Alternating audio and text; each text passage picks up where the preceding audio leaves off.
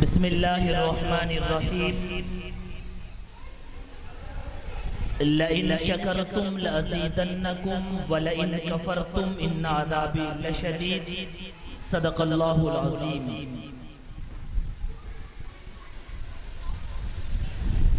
قرآن مقدس کی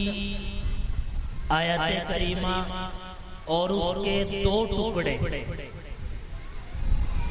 اللہ نے فرمایا لئن شکرتم لأزیدنکم، میرے بندو میں نے تمہیں جو نعمتیں دے رکھی ہے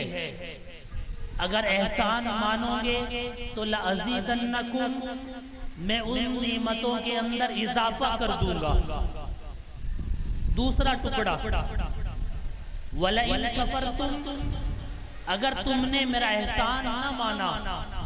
تو اللہ فرماتے ہیں ان عذابی لشدید، پھر تم یاد رکھنا 10 سال پہلے کا وہ واقعہ جو ہماری اس نئی نسل کے سامنے ایک تاریخ بن کے ابھر رہا تھا۔ ہمارے 80-90-100 سال کے بزرگوں نے شاید وہ منظر کبھی اپنی آنکھوں سے دیکھا ہو، یہ نئی نسلیں آنے والے بچوں کو بتا دے گی کہ قرآن مقدس کی اس آیت کا ترجمہ ہم نے اپنی آنکھوں سے دیکھا۔ تبلیغی جماعت کے وہ لوگ جو ہمارے دروازوں کی کنڈیاں کھٹکھٹایا کرتے تھے، خوشامدیں کیا کرتے تھے، ہم بہانے بنا کے گھر میں بیٹھ جایا کرتے تھے، ایک وقت وہ بھی آیا ہماری کاہلی اور ہماری سستی کی وجہ سے، جب ہماری مسجدیں ہم سے چھین لی گئی، ہمارے مدرسوں کو مقفل کر دیا گیا، اور اس سے زیادہ بڑھ کر اور کیا ہوگا۔ آپ لوگوں نے دیکھا ہوگا جب تم مسجدوں میں جایا کرتے تھے تو پولیس پرشاسن کے ادھیکاری تمہارے لٹھ بجا کے پٹائی کر کے مسجدوں سے باہر کھیندا جا رہا تھا۔ وَلَئِن كَفَرْتُمْ، اگر احسان نہ مانا تو پھر میں وہ رب ہوں جس نے فرعون کو، جس نے شداد کو، جس نے حامان کو اور جس نے بڑے بڑے بادشاہوں کو زمین میں ملا کر کے رکھ دیا۔ اللہ فرماتا ہے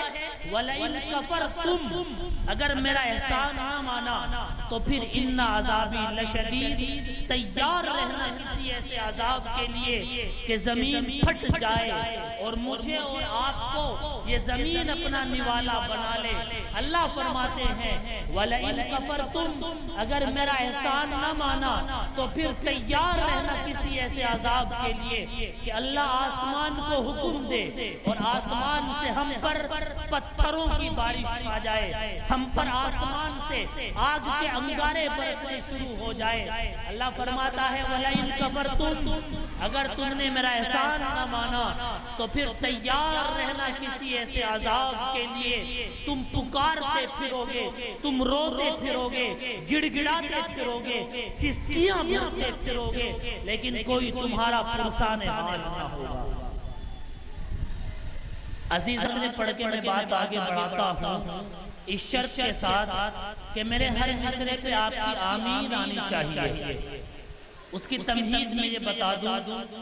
محترم قاری مبین صاحب فرما رہے تھے کہ آقا ہے ہمارا، ایک مصرع جو وہ ہمیں دے کے گئے ہیں یہ بتا کے کہ ہم سب یہ چاہتے ہیں کہ مدینہ ہم سب دیکھنے جائیں۔ کتنے لوگ ہیں جو مدینہ دیکھنا چاہتے ہیں؟ ہاتھ اٹھا کے بتائیں، ایک بار ہاتھ اٹھائیں۔ آپ سوشل میڈیا آپ کو کوریج کر رہے ہیں دین محمد بھائی، پوری دنیا آپ کو لائیو براہ راست دیکھ رہی ہے۔ میں ایک دعا پڑھتا ہوں، آمین کہیں گے انشاءاللہ؟ مدینہ دیکھنا چاہتے ہیں سب؟ آمین کہیں گے؟ یا الہی میری ہستی کو سمندر کر دے، آمین۔ یا الہی میری ہستی کو سمندر کر دے، مجھے آقا کی محبت میں قلندر کر دے، اور جب جی چاہے کروں میں بھی طواف کعبہ۔ اگلا مصرع آپ کے حوالے، جب جی چاہے کروں میں بھی طواف کعبہ،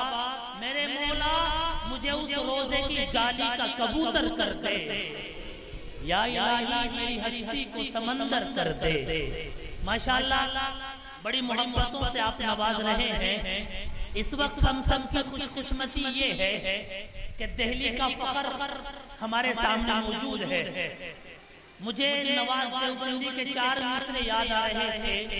کہ جو بے قابو ہیں اس پر بھی وہ قابو بھیج دیتا ہے، وطن کو خطرہ ہو تو ٹیپو بھیج دیتا ہے، اندھیروں سے نہ گھبرا، اندھیری رات کا مالک، مسافر حوصلہ رکھے تو جگنو بھیج دیتا ہے۔ ایک ایسا ہی مسافر جس نے بہت کم عمری میں اپنی عزت، اپنی شہرت کے اندر وہ 4 چاند لگائے کہ آج جب اس کا نام لیا جاتا ہے تو ملک ہندوستان کا تاریخی شہر دہلی کی سرزمین کا ذرہ ذرہ فخر سے اونچا اور بلند ہو کر کے یہ اعلان کرتا ہے کہ آج ہمیں اگر نسبت ہے رسول اکرم صلی اللہ علیہ وسلم کی اس محدث سے جس کی زبان اوڑھتے جاگتے چلتے پھرتے سوتے قال اللہ و قال الرسول، جس کی صداقت، جس کی حق گوئی، جس کی بلندی قطب مینار کو شرمندگی کا احساس کرا رہی ہے، جس کے الفاظ کا تقدس لال قلعے کی حساسیت کو پامال کر رہا ہے، جس کی صداقت، جس کی حق گوئی کے اندر تاج محل کی شفافیت نظر آتی ہے۔ میں گزارش کر رہا ہوں ہم سب کے بڑے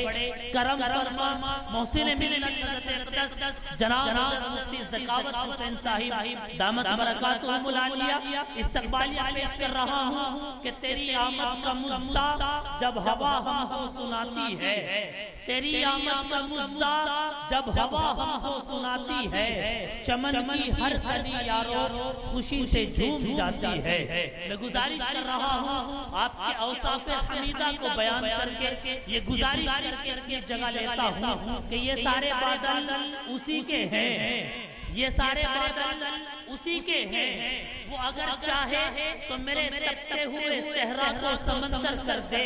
ہو امیری یا غریبی یہ کوئی شرط نہیں، وہ جسے چاہے مقدر کا سکندر کر دے۔ منبر نور پر تشریف میں ایک تحفہ وہ ہمیں دے کے گئے ہیں کہ آج بھی جنگ کا میدان گواہی دے گا، آج بھی جنگ کا میدان گواہی دے گا، اس سے بڑھ کر نہیں تلوار تو غازی ہو جا، اور کس کی ہمت ہے جو دیکھے تیری مسجد کی طرف، شرط اتنی ہے میرے یار تو نمازی ہو جا۔ ایک آخری بات، ہم اپنے اس پروگرام کو بہت طویل نہ کر کے بہت مختصر کر رہے ہیں، آپ لوگوں کا بھی ہمیں بہت احترام ہے، آپ کے جذبات کی ہمیں قدردانی کرنی ہے، لیکن یاد رکھنا ایک بات، اللہ رب العزت کے گھر کو خانہ کعبہ کو جب ابرہہ جیسا ظالم بادشاہ اپنے لاؤ لشکر کے ساتھ گرانے اور منہدم کرنے گیا تھا، رب کعبہ کی قسم نہ آپ تھے نہ میں تھا نہ ہمارے بزرگ تھے، بلکہ راستہ اپنی بربادی کا نکالا ہے، اور تو ابرہہ کی طرح جلد مٹنے والا ہے۔ پہلے عقل سے اپنی یہ تو سوچ لے نادان، کعبے کی حفاظت کون کرنے والا ہے؟ ہمارے وہ حضرات، وہ چند احباب، وہ دوست جو یہاں بیٹھ کر یہ سمجھ رہے ہیں کہ ہمارے بیٹھنے سے جلسہ چل رہا ہے، یاد رکھنا یہ جشن بخاری کا پروگرام ہے۔ میں مبارکبادی پیش کر رہا ہوں جناب حضرت قاری شکیل صاحب دامت برکاتہم العالیہ، ان کی تمام وہ اسٹاف، وہ استانیہ، وہ معلمات جن کی زیر نگرانی رہ کر آج ہمیں یہ موقع میسر آیا ہے، اور ہمارے کرم فرما حضرت معاذ الفقار صاحب